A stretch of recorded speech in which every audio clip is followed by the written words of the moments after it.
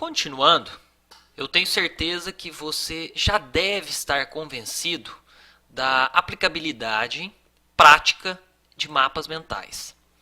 Porém, para que você utilize mapas mentais de uma forma efetiva, para que você aprenda realmente a trabalhar com essa técnica, não tem jeito, você precisa de prática.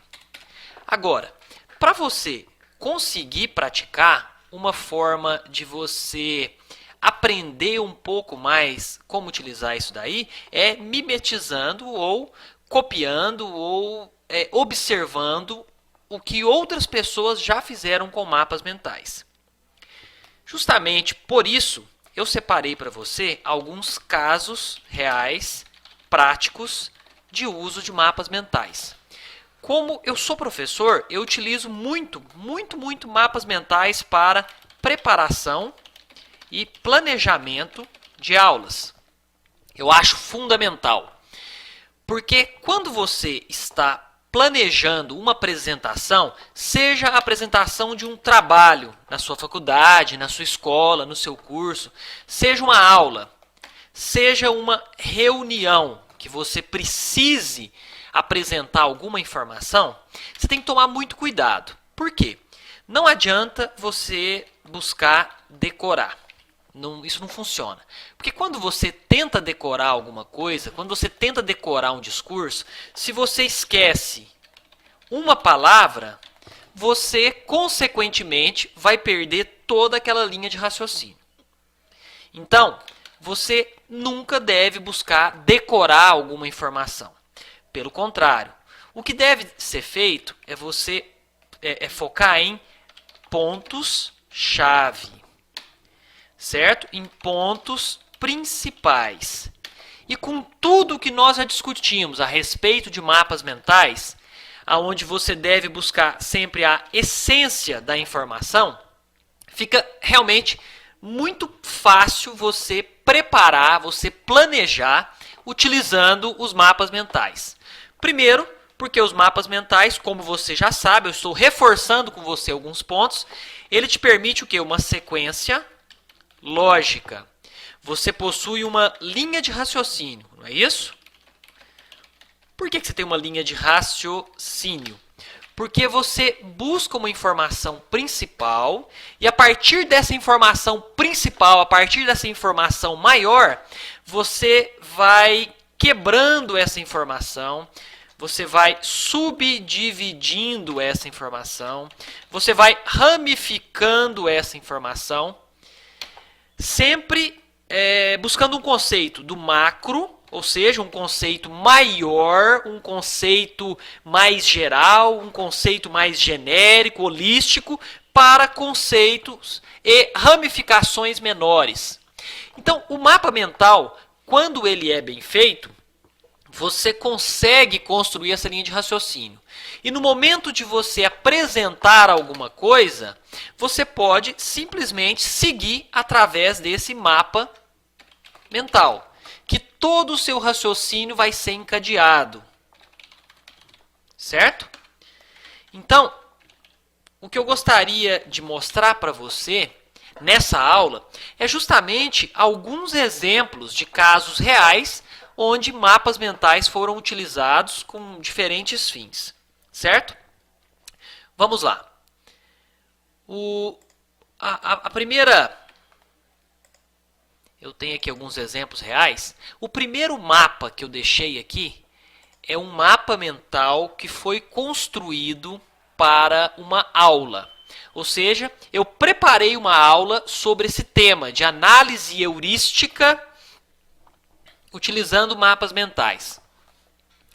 Não, Thiago, mas eu não sei o que é análise heurística, isso aí não é da minha área de atuação, eu não trabalho com isso. Não tem problema. Não tem problema. Eu não quero te ensinar nesse momento o que é análise heurística. Eu quero só te mostrar que é possível você preparar uma aula completa com as palavras-chave, as palavras principais, e hoje, 4 anos, 3 anos depois que eu preparei essa aula, eu consigo reviver, usando esse mapa mental, eu consigo reviver praticamente toda a informação. Sem dúvida, quando você usa o mapa mental, você está construindo um arquivo compactado mental. Você está zipando, digamos assim, essa informação. Então, olha só, como eu já demonstrei nos exercícios anteriores, eu acho bem interessante você trabalhar com a numeração.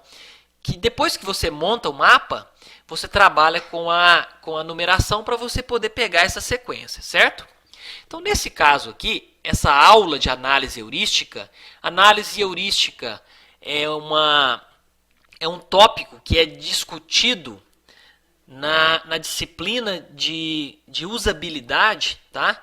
Dentro do capítulo de usabilidade, quando você está estudando a interface homem-máquina, a disciplina interface homem-máquina, na parte de usabilidade, nós estudamos a análise heurística.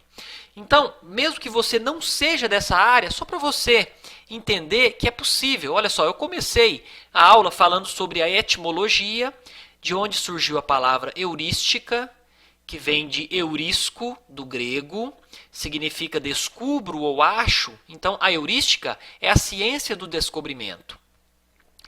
Depois eu comentei sobre as características dessa análise, que é uma análise barata, se aprende algumas horas, leva menos de um dia.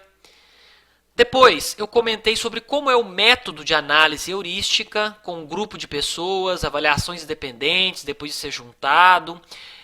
Eu dei exemplos aqui dessa avaliação feita em grupo, onde quando eu tenho um avaliador, costumo encontrar 35% dos problemas. 5 avaliadores já encontram 75% dos problemas. Então, o número 5 é a massa crítica. Massa crítica é um termo que vem do estudo da física, que é a menor quantidade de massa. Eu vou tentar aqui, eu não sou físico, eu não sou dessa área, mas só para ilustrar, é a menor quantidade de massa necessária para aquela reação. Então, nesse caso, alguns autores gostam de tomar emprestado o termo massa crítica, que é a quantidade mínima razoável necessária para que aquela ação aconteça. Então, ao se tratar sobre o método de análise heurística, eu digo que 5 avaliadores é o número ok, é o número ótimo, é o número que está dentro aí da necessidade real para mim trabalhar com essa análise heurística. Eu tenho algumas características, né, como eu comentei, o método. Eu tenho o processo de análise heurística, onde as pessoas fazem vários testes, eles comparam com uma lista de heurísticas. E essa lista de heurísticas é baseado num autor chamado Nielsen, Jacob Nielsen, que é um autor da área de interface, de usabilidade, onde ele fala sobre 10 pontos-chave ao se fazer análise da usabilidade de um produto, de um software. Então eu tenho aqui estética, design minimalista, coerência, etc. Eu não vou entrar em detalhes em cada um desses pontos, mas eu acredito que você já percebeu que quando eu aplico um mapa mental de forma bem organizada, subdividida, você pode até ver que esse mapa ele já é mais complexo, né? Eu ramifiquei um pouco mais, mas eu consigo passar com facilidade todos os pontos dessa aula, certo? Então esse aqui é o primeiro exemplo, um exemplo de um mapa mental que é a preparação de uma aula, que somente com esse mapa eu consigo retomar todos os tópicos, retomar a discussão dessa aula. Então, você já percebe que é simples de você utilizar um mapa mental com esse objetivo.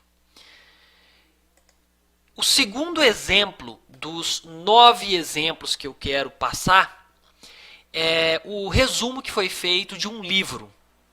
Eu fiz a leitura de um livro chamado Educomunicação, e a partir desse livro eu fiz um resumo de do livro completo, de todos os capítulos. A propósito, quando você precisar resumir um livro, você tem várias abordagens, tá? Eu vou comentar aqui.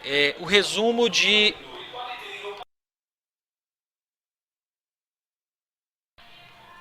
O resumo de um livro, provavelmente esse livro ele é composto de vários capítulos. é um conjunto de capítulos. É claro que depende do livro que você vai fazer o resumo, mas você pode começar construindo um mapa mental para cada capítulo. Então, se o livro tem 8 capítulos, um mapa mental para cada capítulo. E depois você pode construir um mapa mental unindo os demais. Só lembrando que eu já falei algumas vezes que mapas mentais são pessoais. Eu vejo algumas pessoas utilizando mapas mentais desenvolvidos por outras. Até mesmo professores, eu já fiz isso também, eu já construí um mapa mental e levei para os meus alunos como uma forma de auxiliá-los. Só que, embora isso tenha aí a sua vantagem, tem que ficar claro que os mapas mentais são muito pessoais, porque talvez a visão que eu tenha tido não seja a mesma que o meu aluno vai ter. Por isso, tem que tomar cuidado. O ideal é você construir os seus próprios mapas. Nesse caso, o que eu fiz? Eu montei um resumo de um livro utilizando 3 mapas mentais. Esse livro de educomunicação, ele é um livro que comenta a respeito da união da educação com a tecnologia da comunicação. Então eu tenho aqui a introdução, onde ele fala sobre essa interação. Ele fala sobre a pedagogia crítica de Paulo Freire. Novamente, isso aqui é um livro da área de educação, talvez não seja a sua área, mas apenas para você entender que eu consigo construir esse resumo. Comenta sobre princípios pedagógicos, que é a dialógica. Ele fala também sobre a pedagogia da comunicação. Olha só, eu deixei inclusive fechado, porque tem muita coisa que eu coloquei aqui. Educação é comunicação. É uma caixa de ressonância. Eu tenho aqui a comunicação como apropriação do conhecimento. Fala-se de um novo ambiente educativo atualmente e deve-se buscar a maximização dos recursos da autoaprendizagem, que é a coaprendizagem, e o professor não é o único eixo. Percebam que só de ler com vocês esse mapa mental, eu me recordo de muita coisa do que eu li. Eu li esse livro 1 ano atrás. Ele tem uma introdução da edição brasileira, onde ele fala sobre a década de 70, a leitura crítica da TV. Ele fala sobre alguns conceitos, áreas de conhecimento, fala sobre a construção dos educadores, faz uma síntese também sobre a internet e o fenômeno tecnosocial. A criação coletiva, né, que você percebe dentro da internet, alianças voluntárias, redes de aprendizagem. Então olha só que bacana, o tanto de informação que eu trago a partir de um mapa mental de algo que eu li há 1 ano atrás. Se isso aqui fosse um resumo, talvez eu não conseguisse pegar com tanta profundidade, ou até conseguiria, mas o resumo teria que ter 30 páginas. Aqui eu tenho um resumo de 1, 2, 3 páginas, são 3 mapas, para tratar de um livro. Continuando, eu tenho aqui o segundo mapa desse livro, de educomunicação, onde eu continuo também a respeito, olha, da divulgação. Vamos abrir aqui os mapas, falando novamente sobre Paulo Freire, alfabetização conscientizadora, entre telas, condição comunicacional, rumo a uma conectividade limitada, a educomunicação e a cultura digital. É claro que eu não vou entrar aqui em detalhes, pois não é um tema da maioria. Valor da comunicação, cenários virtuais, interfaces, etc. E tenho ali mais um. Tá, inclusive, esse aqui é o 2, né? Guia de Educação pela Cultura e Política, Espaços Institucionais Educativos. Cada um desses tópicos aqui era um trecho da leitura que eu fiz do livro e eu fui buscando construir esse resumo. Porque com esse resumo eu pego todas as palavras-chave, os conceitos principais. Porque percebam que quando você está fazendo uma leitura de um livro, geralmente o autor, o que ele faz? Ele começa ali o capítulo com um ou mais conceitos-chave, geralmente nos primeiros parágrafos, e depois ele elabora, ele disserta, ele constrói um raciocínio, não é isso? Constrói um raciocínio a respeito daqueles conceitos. Então, a partir do momento em que você pega esse hábito, essa prática de mapas mentais, à medida que você vai estar lendo, você já consegue pegar essas informações. Então aqui eu tenho de onde para que se educa, a concepção bancária da educação, castigo, vigilância, etc. Então olha só que legal. Com 3 mapas mentais eu consegui construir o resumo de um livro. Lembra que eu comentei que mapas mentais eu preciso de ter imagens, ter figuras. Só que nesse caso, nesses mapas que eu fiz, eu nem precisei colocar ícones, imagens, figuras. Pode ser um trabalho consequente aqui agora, tá? Então tá aqui. Isso aqui é o resumo do livro Educomunicação. Já comentei então sobre 2 pontos interessantes de exemplos reais, é um resumo de uma aula da área de informática, da disciplina de interface homem-computador, um livro da área de educação, e eu vou comentar agora com os próximos exemplos, já já.